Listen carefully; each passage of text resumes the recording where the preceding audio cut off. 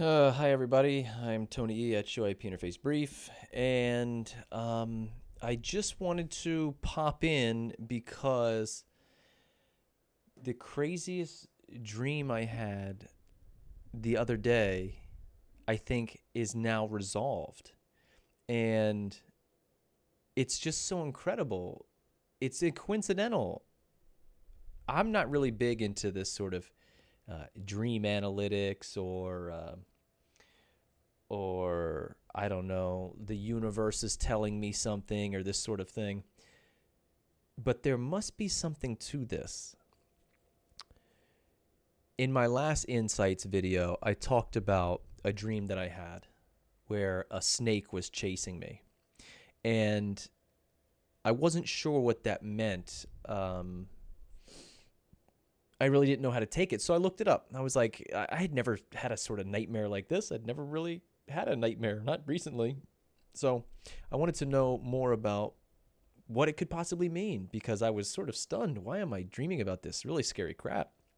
And um, and when I looked it up, it's most of the articles, and again, my research is based on stuff I find on the internet, so take it with a grain of salt. But most of the stuff I was finding was that when a snake is chasing you, it's because you're experiencing fear and you're scared of something. And what I equated that to was I was scared of really diving into my CCIE studies again.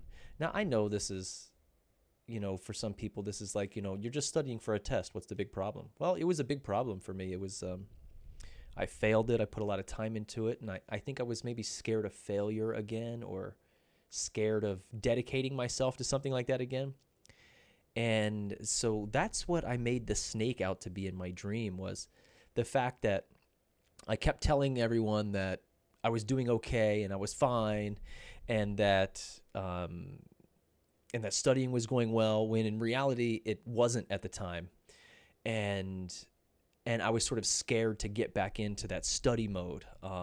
I really felt like by the time I took my CCIE lab exam, I was in fact, I wrote the blog. I'm the best engineer I've ever been. At that point, that was the highest point in my personal and professional career.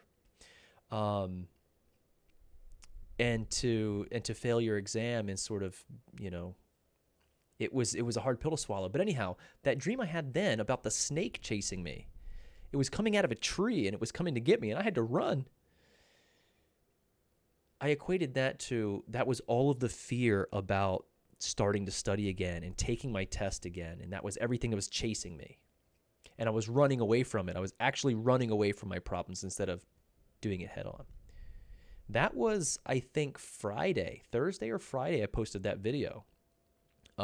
It was this week, or I'm sorry, last week. And if anyone's been following me, Sunday I did a full day of CCIE studying. I did two labs. I didn't finish all of them. Um, I did the TA, the troubleshooting lab number 20, and the configuration lab number 20 from the Cisco expert level training, the old Cisco 360 material. Um, I really like those labs. I think they're chock full of lots of great corner cases. In fact, that's what the labs are. This is what a day of labbing looks like. It's just for anyone who's been out there working CCNA, CCNP level stuff, you don't get to make these crazy drawings until you start entering the CCIE level stuff, and it's a lot of fun. Anyhow, this Sunday, my wife took my kids to their grandparents. My wife got out of the house. I think she was popping in and out. My family left me alone, and everyone gave me the opportunity to study and to really just use my time however I see fit. But the idea was to study. So I studied. So I woke up early in the morning. I had breakfast. I had coffee. I started labbing by 8 a.m. I didn't stop labbing till about 5 or 5:30 p.m. I labbed all day. I took a break for lunch. I used the restroom. I went for a walk around the house. But I used that time to study. And it felt so good to be labbing again, to be back in the saddle here, typing out my configs, just doing that experience, just doing the labs. And it felt so awesome. That night, Sunday night, here I am Monday morning. When I woke up this morning, I didn't have a nightmare, but I had a continuation of the snake dream. And here, what was so amazing about it. It was from my office. What you guys don't see is this is, well, it's not truly an office, but this is what I call my office.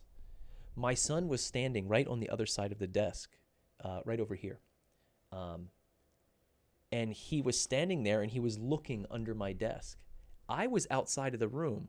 The doorway is right here, right behind me. You can't see. The door was open and I was standing in the doorway and I was looking at him. And he was freaking out and he said, "Oh my God, Daddy, you killed the snake." And he was looking under my desk. And almost immediately after that scene in my dream this morning, I woke up and I immediately knew what that meant. I was scared to study again. I was scared because if I start this study journey, I know it can end in a failure, another failed attempt at the CCIE lab exam. So I'm scared to start because once I start, I'm going to go through with it. Sunday, I started. Sunday, I started the lab. I started my studies again. So which means I'm no longer scared. I'm no longer scared to fail. I'm no longer scared to succeed. I've killed the snake. I've killed that thing that was chasing me and causing me nightmares, that fear that I was running from. I've killed it. At least according to my son in my dream. So, again, take it for what it's worth. Some people really believe in that sort of stuff. I'm normally not one who believes in that sort of stuff. I'm not one who believes in dream analytics. I don't know what else to call it. That's just what I'll call it, the phrase. But isn't it, if I didn't believe in it, isn't it really freaking coincidental? Now I've laid it out. Thursday, I had a nightmare that I was running from a snake. That snake was me studying again, was me being afraid of failure. As the day that I study, that night, I have a same dream, another snake, and I've killed it. I mean, it's just, if it's not coincidence, then maybe the universe is really trying to tell me something. And I'm normally not one to believe this sort of stuff, but pretty incredible. So yeah, I did lab on Sunday. I did awesome labs. It felt really good to get into it. I am really out of shape when it comes to labbing. Also, my physical shape. I am out of physical shape.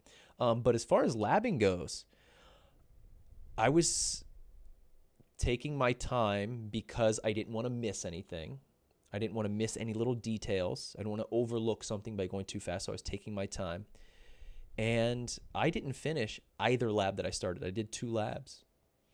There was about 12 troubleshooting tickets. I did 6 of them. Not all of them were right. Not all of them did I get correct. But I got some good notes. You see all my notes here? Look.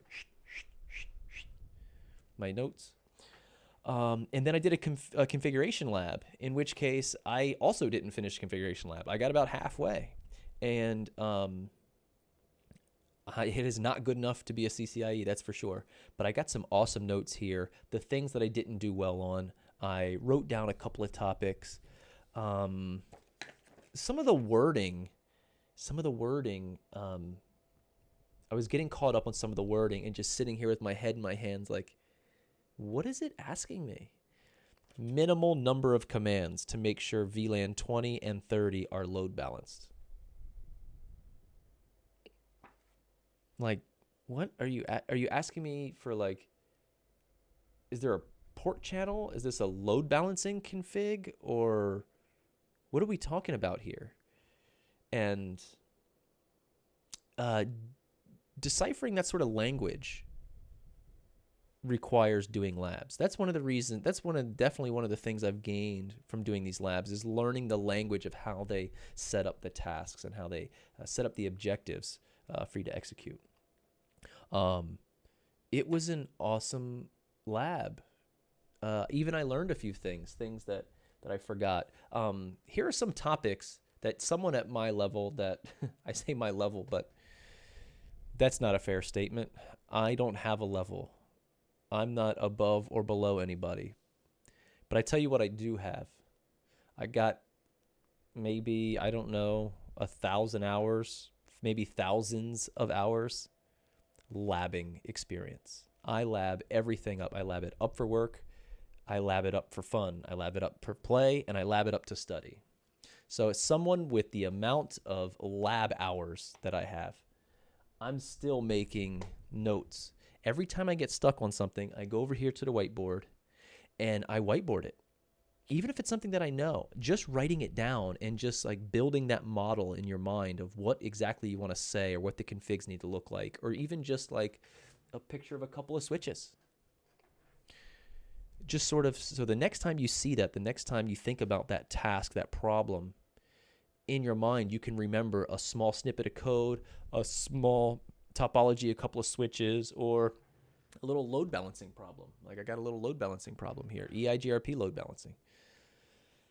So, so my takeaways here are I got a couple of good elements that I need to work on that came out of the lab. And that I need to continue to work my whiteboard. And then the things that are on here, I need to review them. So I'm going to review them tonight, Monday. Actually, I'm going to get ready for bed too. Tuesday night review. I'm going to be back online labbing Wednesday and Thursday. Wednesday and Thursday are going to be lab nights for me. And then on the weekend as well, I'll be back all day Sunday. Going to do about maybe an 8 or 9 hour lab, because that's what it takes. And I'll probably fail both of them. I probably won't be ready. I won't have the experience level. I won't be ready, but I'm going to give it a shot. Really, really awesome stuff. I mean, some of the problems that I got stuck here on are limit the number of prefixes that can be redistributed into OSPF as external routes. What? You know, that's a single one-line command that like is kind of a corner case thing. But these are the things that were on my practice lab that I was just like, what is this command? And I couldn't find it, and I had to move on. And when you move on from a task and you don't successfully complete it, you fail the whole section. So those were a lot of sections that I failed because I missed maybe one or two things. The EIGRP load balancing, I had to relearn that live during my lab on Sunday. I was just like, what does it want me to do? And I was just trying to piece it together and trying to remember, what is the EIGRP formula? You know, what's the metric calculation formula? What's the basic formula? And then how do I manipulate the different values to equal the metric that I want? And it was just sort of became a math problem. And it was cool. So I successfully got that one. That was a good one. But it's something that I forgot to do. I forgot how. I'm not efficient at it. So now I'm trying to build a list of things that I want to do when I lab myself that I can become very efficient at. One of them is dynamic BGP neighbors. I never have to do dynamic BGP neighbors in my environments.